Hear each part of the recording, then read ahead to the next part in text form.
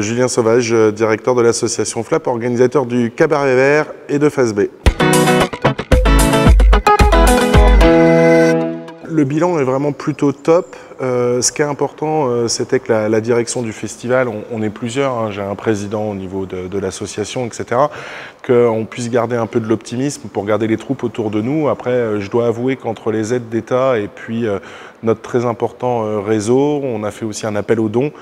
Tout le monde est venu à notre secours et 2020 est passé assez facilement, si on oublie bien entendu le côté psychologique d'avoir dû annuler le Cabaret Vert. Pour ne rien cacher, on avait prévu un Cabaret Vert normal en 2021. Donc quelque part, on a eu une phase de deuxième déception de ne pas pouvoir faire un Cabaret Vert en 2021. Mais passé la déception, très rapidement, quand on a su qu'on pourrait quand même organiser quelque chose, on a essayé plutôt que d'être déçu, on a essayé plutôt d'avoir des idées et d'aller de l'avant en se disant bon ok, c'est un point négatif, on ne pourra pas faire le Cabaret Vert comme on le connaît.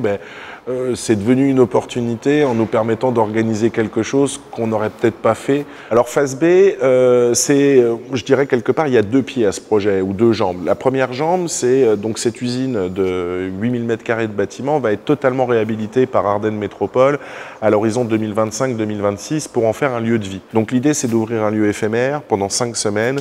Dans ce lieu, on pourra y boire, manger, voir des spectacles, des concerts, des expositions, acheter des produits ardennais. Puis la deuxième jambe du projet, c'est l'annulation du Cabaret Vert. On voulait quand même faire un clin d'œil, donc on a décomposé l'ADN du festival. Le Cabaret Vert, c'est un festival de musique, certes, mais c'est également un des plus gros festivals de bande dessinée français. C'est aussi un festival qui fait la part belle à l'art de rue et à la marionnette, et puis c'est un festival développement durable. Et donc on a pris cet ADN et on l'a décomposé pour en faire des temps forts. Donc on va ouvrir ce lieu le week-end du 19 août.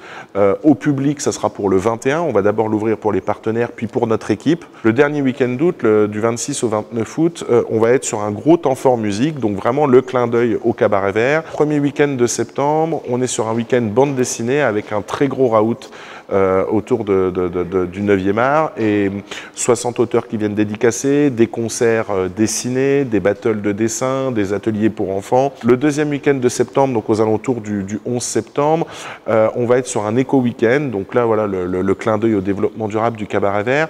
On va avoir une friperie, une bourse au vélo, une bourse au vinyle, des ateliers sur l'obsolescence programmée, une disco soupe, enfin vraiment tout un tas d'activités qui vont se dérouler pendant le week-end. On aura une expo dédiée aux marionnettes, on a une salle de spectacle de 200 places avec une programmation exclusive pour notre lieu qui intègre le IN du Festival mondial des marionnettes. On va être un des lieux festifs du Festival mondial des marionnettes.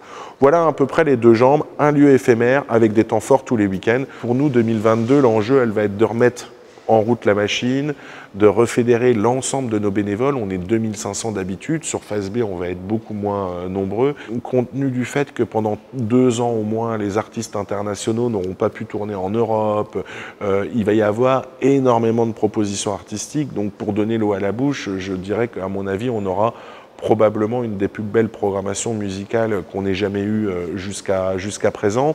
Et puis voilà ce projet un peu dingue de passer la Meuse, d'agrandir le festival à l'horizon 2023-2027. C'est un projet sur 5 ans pour prendre le temps de grandir sans précipitation. Donc je pense qu'il va y avoir beaucoup de nouveautés, beaucoup de surprises qui, je l'espère, vont attiser la curiosité du public et des Ardennais.